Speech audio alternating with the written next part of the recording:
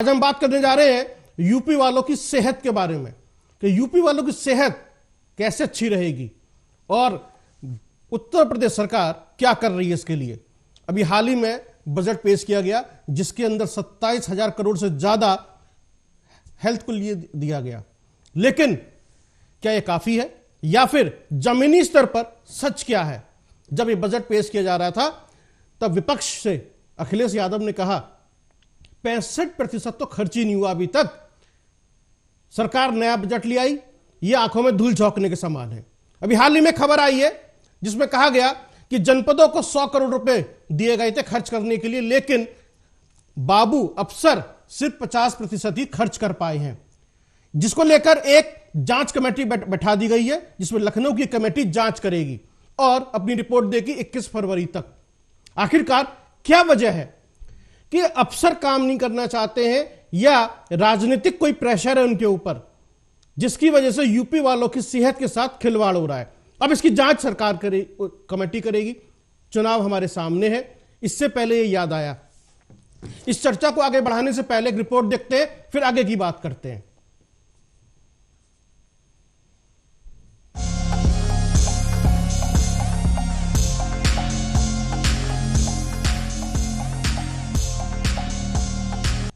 गाजियाबाद समेत कई जिलों में कुत्तों के बढ़ते आतंक और सीएमओ और सीएमएस के दिशा निर्देश के बावजूद सरकारी अस्पतालों में लोगों को एंटी रेबीज इंजेक्शन नहीं लग पा रहे हैं। एक समाचार पत्रिका में छपी खबर के मुताबिक अस्पताल के इमरजेंसी वार्ड में कम से कम एक साथ 5 मरीजों के आने पर ही एंटी रेबीज के इंजेक्शन मरीजों को लगते हैं। मौके पर उसको टिटनेस का इंजेक्शन लगाकर अगले दिन ओपीडी में आने के लिए कह दिया जाता है, जबकि ये मालूम है कि रेबीज एक जानलेवा बीमारी है। यूपी के एक नहीं बल्कि कई सरकारी अस्पतालों का यही हाल है। बीते दिनों यूपी विधानसभा में 2024-25 के लिए बजट पेश किया गया था। इस बजट पर सदन में नेता विरोधी अखिलेश यादव ने कई सवाल खड़े कर दिए। अखिलेश यादव ने कहा कि पिछले बजट का 65% पैसा अभी बचा हुआ है। जब पिछले बजट का ही सरकार पूरा पैसा खर्च नहीं कर पाई,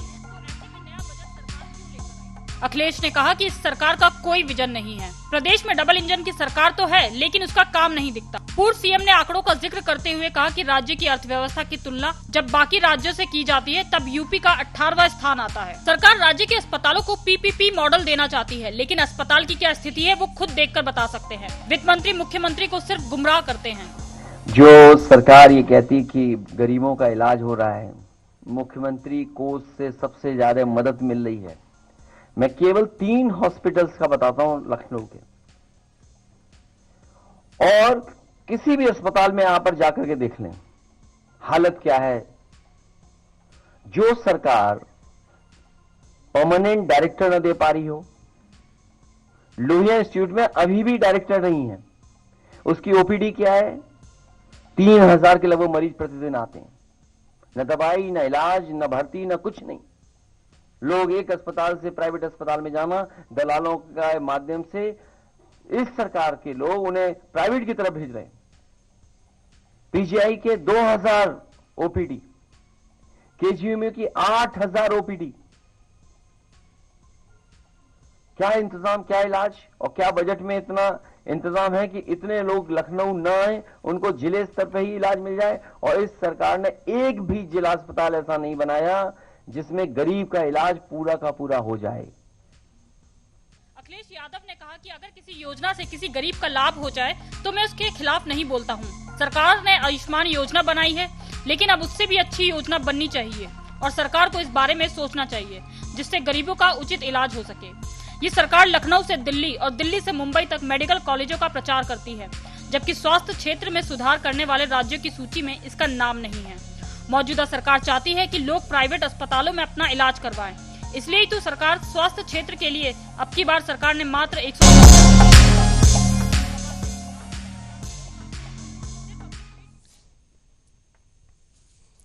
तो अभी आपने देखा नेता विपक्ष अखिलेश यादव ने क्या कहा कि कोई भी ऐसा जिला अस्पताल नहीं है जिसके अंदर गरीब का इलाज पूरी तरह से हो जाए। आखिरकार जमीनी सच है क्या? उत्तर प्रदेश सरकार तो आयुष्मान कार्ड भी दे रही है, काफी सारे अस्पताल भी खोल रही है, पीपी मॉडल भी लेकर आई है और हर जिले में एक मेडिकल कॉलेज की बात करती है सरकार। ऐसे में कौन जिम्मेदार है, यही आज का सवाल है। इस चर्चा में मेरे साथ जुड़ रहे हैं डॉक्टर बीपी त्यागी, आप राष्ट्रवादी जनसत्ता दल के हेल्थ प्रभारी हैं, महासचिव भी हैं, और स्टूडियो से मेरे साथ जुड़ रही हैं social activist doctor Deepali Dixit. आप दोनों इस चर्चा में मेरे साथ में हैं। डॉक्टर दीपाली दीक्षित, सबसे पहले मैं आप ही से बात करूंगा इस बारे में, आखिरकार क्या वजह आपको लगती है, क्या रीजन है, क्यों खर्च नहीं कर पा रहे अधिकारी पैसा? देखिए कि मैं ये कहना चाहती हूँ, सोशल एक्टिविस्ट की तरीके से बहुत अस्पतालों में हमें जाना पड़ता है, हम ऐसे ही अपने लोगों को लेकर के जाते हैं जी। पहले से दशा में सुधार है ये, लेकिन ये मैं दूसरी विपक्ष पार्टियां क्या कहती हैं इस विषय पर मैं पूर्णतः सहमत भी नहीं हूँ, असहमत भी नहीं हूँ, क्योंकि हम संपूर्ण तरीके से नहीं कह सकते हैं कि सब कुछ अच्छा ही हो गया है। पर सरकार की मंशा क्लियर है, उसने बजट और भी बढ़ाया है कि उद्देश्य क्लियर है कि इस बार हमारे जो स्वास्थ्य सेवाएं हैं वो पूरी तरीके से अच्छी हों, मेडिकल कॉलेज खुलें, हर जिले में हो मेडिकल कॉलेज। स्वास्थ्य सेवाएं केवल स्वास्थ्य सेवाएं देने तक नहीं निश्चित होती हैं, बच्चे का एडमिशन हो और अच्छे हम डॉक्टर्स मुहैया करा पाएं, आपके नर्सेज हो पाएं, आपके जितने आपके एम्प्लॉयज हैं हम उनको भी रख पाएं। स्वास्थ्य सेवाएं केवल मातृत्व को योगदान देना, इंफ्रास्ट्रक्चर डेवलप करना, बहुत सारी चीजों पर स्वास्थ्य सेवाएं निर्भर करती हैं, जिसमें मंशा क्लियर होती है गवर्नमेंट की, क्योंकि उसने बजट बढ़ाया है। तो ये नहीं हम कह सकते हैं कि स्वास्थ्य का अनदेखी हो रही है। तो मैं ये कोई उस तरीके से नहीं कह रही हूँ, मैं ये कह रही हूँ कि स्वास्थ्य पर सेवाएं देना या उनकी क्लियर होना, ये मंशा क्लियर है, लेकिन जो रीजन ये उठ रहा है कि ये क्यों खर्च नहीं हो पा रहा है, कई बार ऐसा हो सकता है कि मेरे ख्याल से कि क्योंकि अगर आप ये देखें कि कुछ टेक्निकल प्रॉब्लम्स ऐसी होती हैं कि हम अगर उस चीज को जल्दी जल्दी पास कर दें जो चीज पे बजट होगा, या फिर हम कह रहे हैं कि कर्मचारियों की ज्यादातर जो केस मुझे समझ में आ रहा है बहुत ज्यादा है कि कर्मचारियों की भर्ती पर खर्च नहीं हुआ, सैलरीज पर नहीं आया है, तो बहुत ज्यादा अंकुश होना, मुझे लगता है कि अधिकारियों की बहुत जबरदस्त पकड़ होना, मैं इसमें ये नहीं कह सकती हूँ कि जनप्रतिनिधियों का पूरा सपोर्ट है, परंतु उसके बावजूद भी जो हमारे अधिकारी हैं वो इतना ग्रिप में रखे हुए हैं, मुझे ऐसा अनुमान होता है कि जो आप उसको पैसे को फंडिंग को रिलीज ना करने के पीछे मे भी भ्रष्टाचार भी हो सकता है, मे भी उनकी टेक्नोलॉजीज या उनकी टेक्निक्स या उनका जो पूरा सिस्टम है वो इतना हार्ड है कि वो 1 स्केल 2 स्केल 3 स्केल से लास्ट तक पास होते होते समय लग जाता है। तो वो जो सैलरी ना रिलीज हो पाना, या फिर नए लोगों की भर्ती ना हो पाना, या इंफ्रास्ट्रक्चर के नए टेंडर्स खुल ना पाना जहां बजट का इस्तेमाल हो, मुझे अपने स्तर पर यह महसूस होता है। तो ऐसा क्या वजह है, मतलब आप अधिकारियों की इच्छा शक्ति नहीं है या फिर योग्यता नहीं है? चलिए इस पर बात करते हैं। डॉक्टर बीपी त्यागी, जिस तरह से सोशल एक्टिविस्ट दीपाली दीक्षित कह रही हैं, डॉक्टर दीपाली दीक्षित, कि करप्शन हो सकता है या फिर कोई और वजह हो सकती है, सरकार की मंशा तो क्लियर है, सरकार तो खर्च करना चाहती है जी।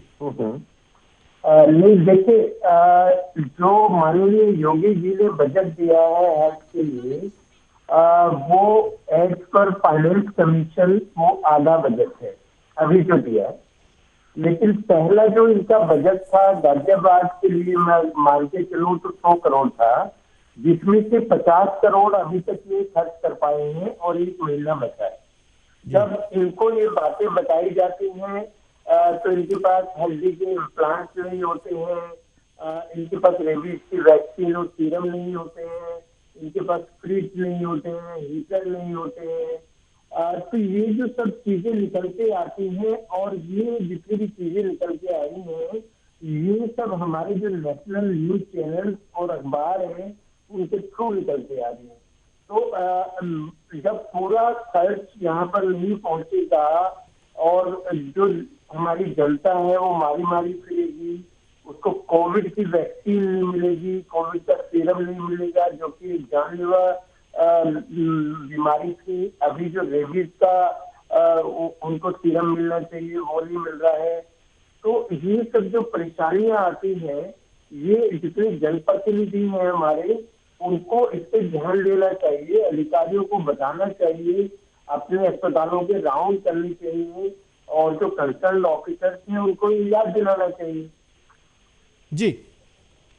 यानी कि जनप्रतिनिधियों की जिम्मेदारी है, चाहे सांसद हो, विधायक हो या मेयर हो, वो राउंड पर जाएं और अपने अधिकारियों को याद दिलाएं कि आपको ये काम करना है। यानी कि अधिकारियों को उनके कर्तव्य याद दिलाने की जिम्मेदारी अब जनप्रतिनिधि के ऊपर है, जिसको चुनकर जनता ने भेजा है वोट देकर, कि ये आपका काम है, आपको ये जिम्मेदारी उठानी है।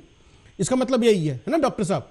नहीं अजय जी, देखिए मैं बताऊं आपको, जो जनता है ना, वो आज की तारीख में कमल के फूल को चुन के भेज रही है, जनप्रतिनिधि नहीं। वो किसी को भी खड़ा कर दे वो जीतेगा ही। इसका मतलब मोदी जी में विश्वास है, योगी जी में विश्वास है, लेकिन जो हमारे जनप्रतिनिधि हैं उनको ये बात को समझना चाहिए ना कि आपको एक अगर सिंबल दिया है और उससे आप जीत जाते हैं तो वहाँ काम तो करिए ना। जो जनता वोट दे रही है वो इसलिए दे रही है कि हमें उसका बेनिफिट मिलना चाहिए। जी मैं समझ गया। ये जो जनप्रतिनिधि हैं ये देश के प्रधानमंत्री नरेंद्र मोदी या फिर उत्तर प्रदेश के मुखिया योगी आदित्यनाथ की जो क्रेडिबिलिटी है, जो भरोसा है, उसको पलीता लगा रहे हैं। क्या कहती हैं आप दीपाली दीक्षित? निसंदेह मैं इस बात से सहमत हूं, क्योंकि हमारी जो केंद्र की और यूपी की सरकार है उसके उद्देश्य पूर्णतः क्लियर हैं। और हमारे स्वास्थ्य मंत्री, अगर मैं यूपी की ही बात रखूं तो हमारे ब्रजेश पाठक जी की मंशा भी पूरी तरीके से क्लियर है, क्योंकि वो जो उनने योजनाएं रखी हैं वो हर प्रतिदिन के हिसाब से, मेरे आंकड़ों के हिसाब से 10 मरीजों से वो बात करते हैं। वो कहीं से स्पॉन्सर नहीं होते हैं, वो मरीज उनसे कम से कम 10 मरीज जो भी होंगे वो बात कर सकते हैं उनसे और अपनी परेशानी रख सकते हैं कि उनको मिलने वाली दवाएं, स्वास्थ्य सेवाएं या ओपीडी ये सब कैसे मिल रही हैं। तो ये कहीं से प्रायोजित कार्यक्रम रोज नहीं हो सकता है। आपके पास एक पोर्टल है, आप शिकायत कर सकते हैं, आप उनसे अपनी बात रख सकते हैं। जहां तक कि ये इंटरनल बातें हैं कि ये बजट खर्च हुआ, इसमें जनता कुछ नहीं कर सकती है। और जनप्रतिनिधियों को जो है वो ख्याल रखना चाहिए या ऐसा कुछ रिपोर्टिंग होनी चाहिए कि और जैसे कि आपने कहा कि अभी 50% नया बजट ही रिलीज हुआ है। हमारा प्रयोजन यही होता है कि जब आपको बजट जो मिलता है एवरी हाफ ईयर या जो भी मंथ के एंड में आप उसको डेटा देना पड़ता है। नहीं दीपाली, नया नहीं मिला है, पुराना ही बजट जो है खर्च हुआ है, अभी उसी में से बाकी है। नया तो अभी रिलीज होगा। पुराने बजट की बात कर रहे हैं। पुराने बजट है। पुराना जैसे एक जिले को बजट दे दिया जाता है, वो गाजियाबाद को 100 करोड़ का हेल्थ के लिए बजट दिया गया। उसमें से अब लखनऊ की टीम आके पूछ रही है कि 50 करोड़ ही खर्च हुए, 50 करोड़ हेल्थ सेवा में क्यों नहीं खर्च किए गए, इसके पीछे क्या कारण है? डॉक्टर साहब देखिए, मुझे लग रहा है कि ये जो बात अगर उजागर हुई है तो ये अखिलेश जी ने उजागर नहीं करी है। अगर ये हमारी जो रिपोर्ट हुई है इसके बाद नहीं हुई है कि उनके कहने पर ये रिपोर्टिंग या लखनऊ से टीम आई है। हमारी टीम या कहीं से भी या फिर जनप्रतिनिधियों के ही वजह से वही गई होगी कि ये भाई इसका लेखा जोखा का आप रिपोर्ट करिए। तो वो जो टीम आई है वो इसके बाद ही आई है कि आप क्यों नहीं खर्च कर पाए हैं। ये किसी की शिकायती लहजे के बाद चीजें नहीं उठ रही हैं। ये मेरठ मंडल के मैं एक्टिव हूं और एक बजट का एक प्रारूप होता है कि आप 6 महीने बाद इसका हमें जो है बताइए कि आपने कितना खर्च किया, कितना नहीं खर्च किया, क्यों नहीं खर्च किया। ये चीजें मेरठ मंडल के जितने जिले हैं सभी के खर्चों की समीक्षा ये कमेटी करेगी और 21 फरवरी तक ये जांच पूरी हो जाएगी। उसके बाद अपनी रिपोर्ट देगी। अब इसमें सवाल ये है कि आखिरकार जिम्मेदार कौन है, जनप्रतिनिधि या अधिकारी? और यदि अधिकारी जिम्मेदार हैं तो इन पर लगाम क्यों नहीं है, ये काम क्यों नहीं कर रहे? ये सबसे बड़ा सवाल है। दीपाली, ये अधिकारी काम क्यों नहीं करते हैं, क्या रीजन है, आपको क्या लगता है?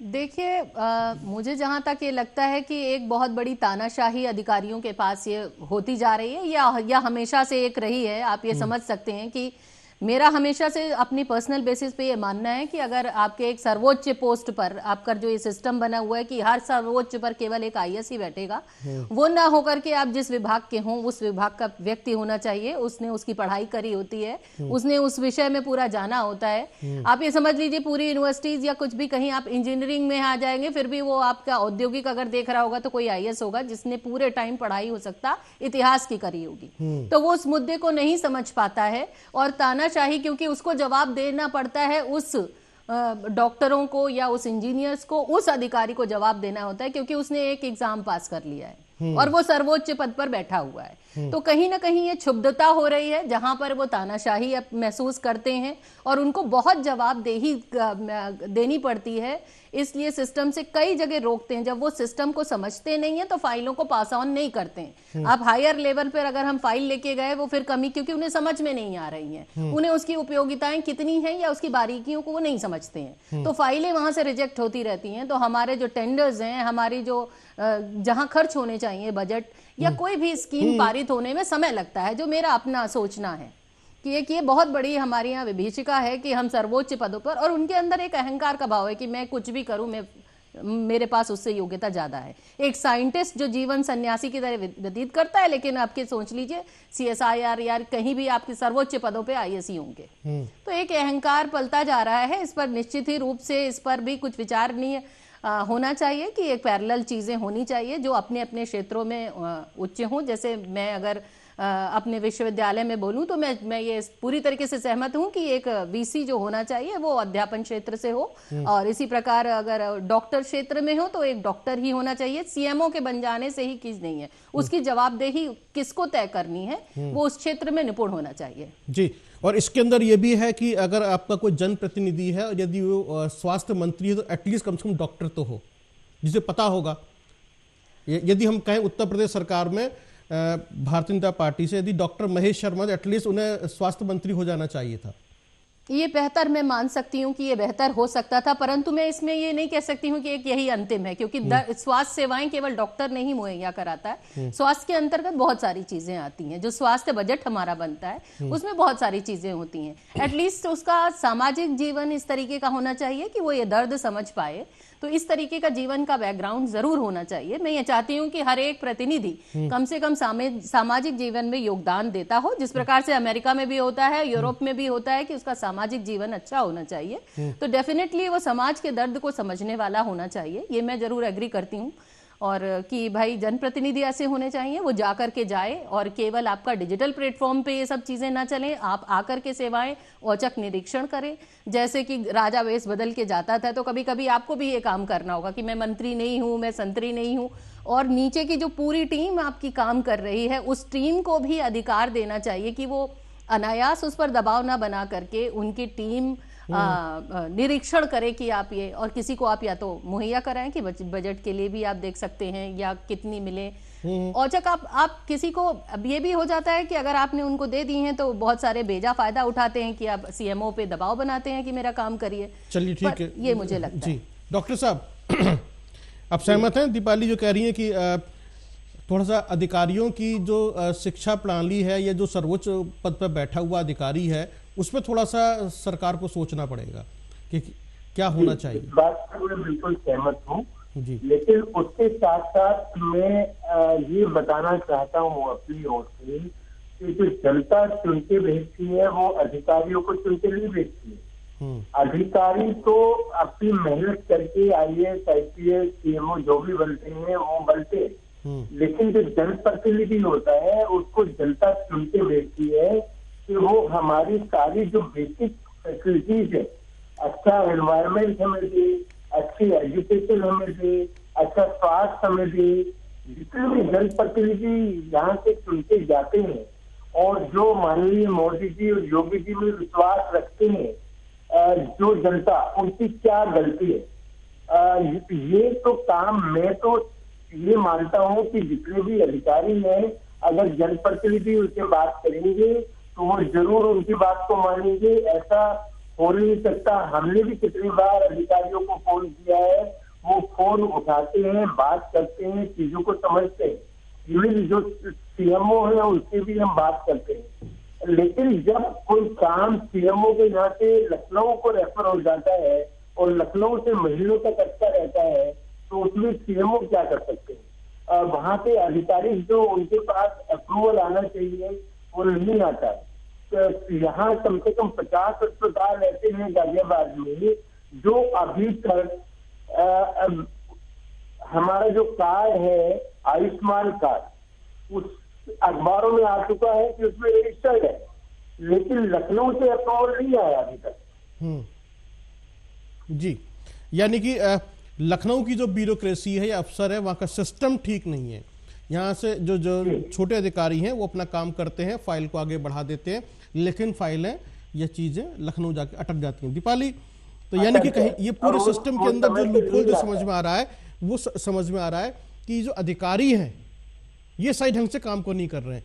क्या इन अधिकारियों पर के ऊपर कोई राजनीतिक प्रेशर है कि तुम सुनना मत, करना मत, जिससे कि जवाबदेही खत्म हो जाएगी? ये तो आप बिल्कुल भी नहीं कह सकते कि अगर सुनना मत तो हम वो रास्ता ही नहीं चलेंगे। ये अधिकार क्षेत्र में था, हम इतना बजट भी नहीं पास करते कि अगर हमारी मंशा क्लियर नहीं होती तो हम ये बजट भी पास नहीं करते हैं कि अब ये हमने किसी को चुना है, उसकी अयोग्यता है कि वो हम काम नहीं कर पा रहे हैं। पर हम ये शीर्ष नेतृत्व को या फिर हम यूपी में सरकार के या हमारे मंत्रियों को हम ये कतई नहीं कह सकते हैं कि हम उनकी इच्छा शक्ति नहीं है। लेकिन ये मैं जरूर चाहती हूँ कि और हमारी जनता की भी आवाज इतनी तगड़ी हो जाए, क्योंकि आज सोशल मीडिया पे उनके एक डांस वायरल हो जाते हैं, तो क्या ये परेशानी वायरल नहीं हो सकती? क्या ये परेशानी हमें एक विपक्ष का नेता बोलने की जरूरत नहीं है, जनता बोल नहीं सकती? तो जनता की आवाज इतनी बुलंद होनी चाहिए कि अधिकारी भी डरे और जनप्रतिनिधि भी डरे कि अगर हमने ये काम नहीं किया तो अगली बार, क्योंकि उनको भय नहीं है, उनको भय नहीं रह जाएगा कि मेरा कुछ बिगड़ सकता है।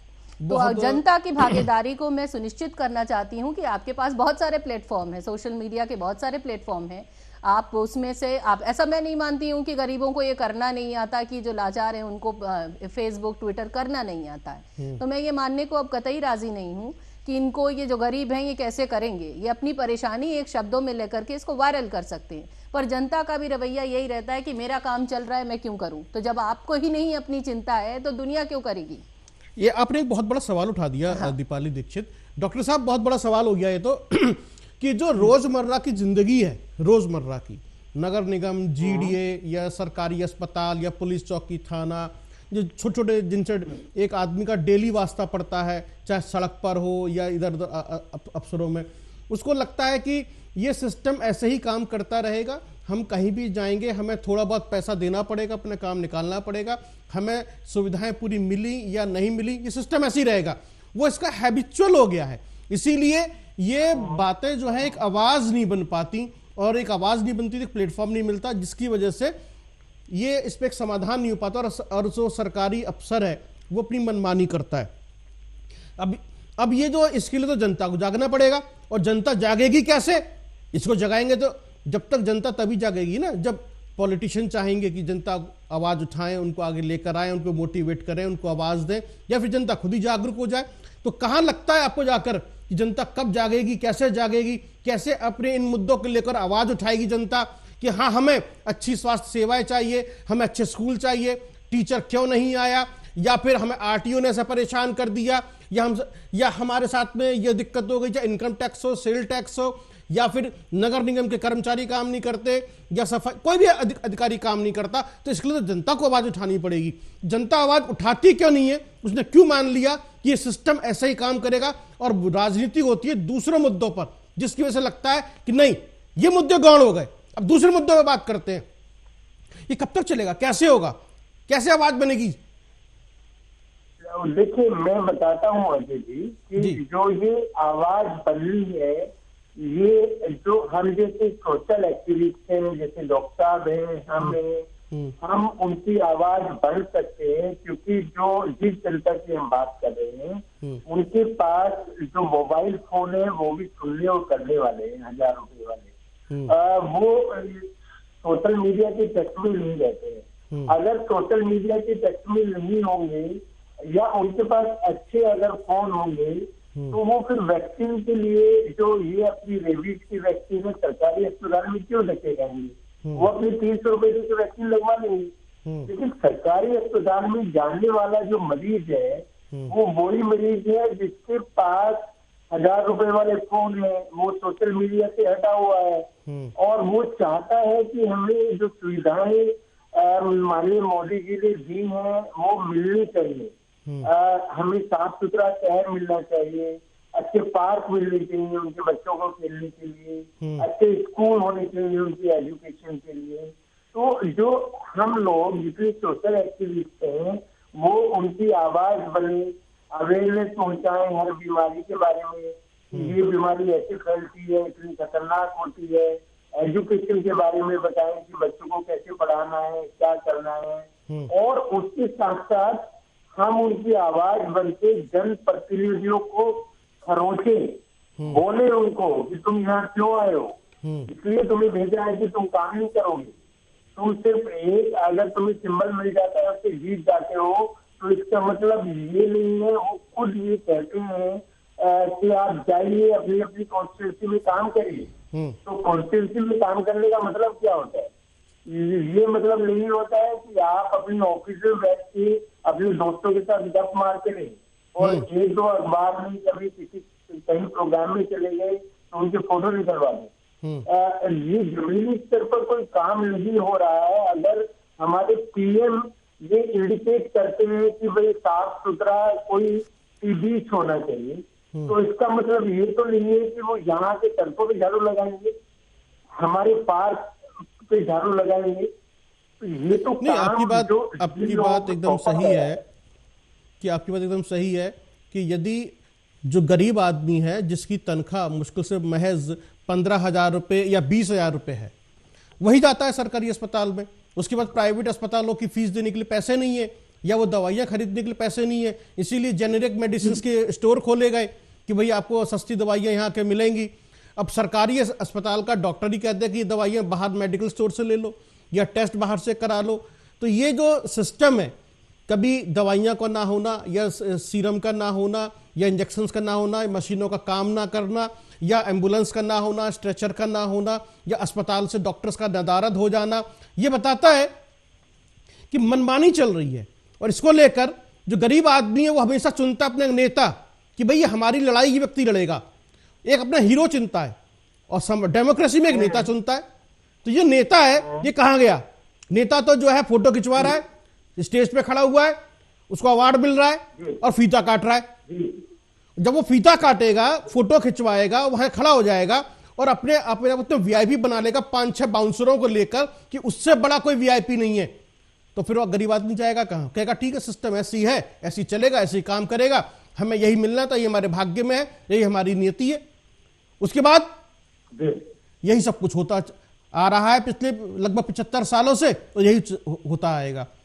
योजनाएं बनेंगी, सब कुछ अच्छा होगा, सभी सरकारों की नीयत अच्छी होती है, लेकिन जो जनप्रतिनिधि है आपका, चाहे मोहल्ले का पार्षद हो, मेयर हो या सांसद विधायक हो, उसकी इच्छा शक्ति होनी चाहिए। और होता क्या है डॉक्टर साहब, ये जो सांसद विधायक जनप्रतिनिधि है ना, अपने चेले चपाटों से घिरे रहते हैं, पूरे दिन कार्यकर्ता से घिरे रहते हैं।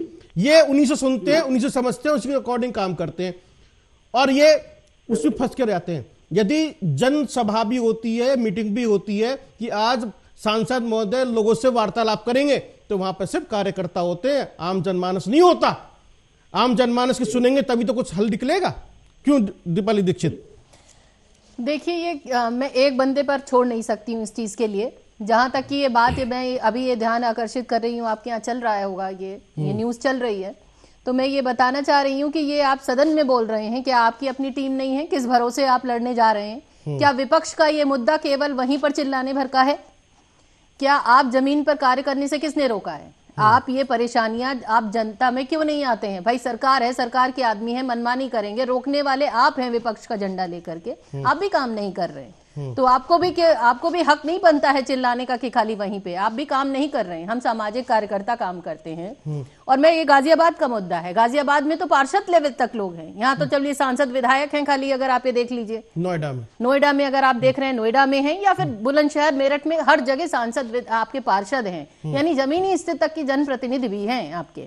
तो हर एक छोटा छोटा व्यक्ति उनकी पहुंच में है। पार्षद लेवल का मतलब होता है कि गली मोहल्ले तक की लोगों की पहुंच होती है। तो ऐसा नहीं मैं मान सकती हूं कि जनप्रतिनिधि करना नहीं चाह रहा है कि क्या नहीं हो रहा है, यह दबाव की कमी है।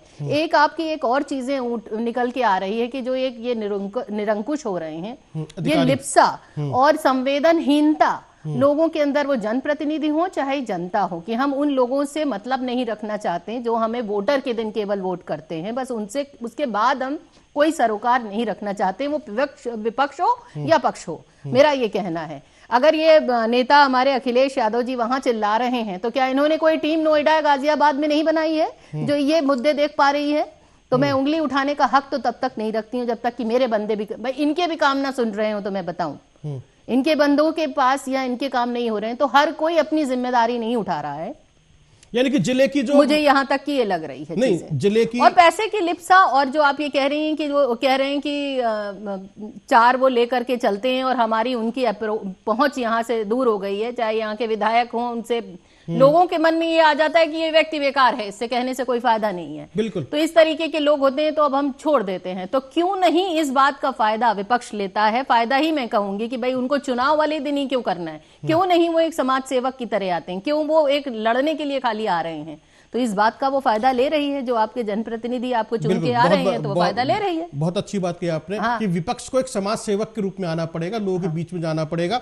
महानगर या जिले की जो बॉडी होती है, जो कार्यकर्ता होते हैं, उस मुद्दे को उठाएं, धरना प्रदर्शन करें, जाएं, आवाज उठाएं, तब आपके पास तो मुद्दा है, आपके पास तो मुद्दा है, आपके पास केवल ये मुद्दा ही नहीं है कि ये नहीं हुआ है। भाई मंशा क्लियर है, पर क्यों नहीं है? आप कुछ काम तो करिए। आप बैठ करके एसी रूम में बैठ करके चिल्लाने से नहीं होगा। चलिए ठीक है। तो डॉक्टर साहब, समय का अभाव है, एक लास्ट कमेंट आपकी तरफ से, फिर मैं दीपाली दीक्षित से लूंगा कि जो निकलकर सामने आया है, अधिकारी काम नहीं करना चाहते और जनप्रतिनिधि भी सुस्त है, तो ऐसे में जनता को क्या करना चाहिए?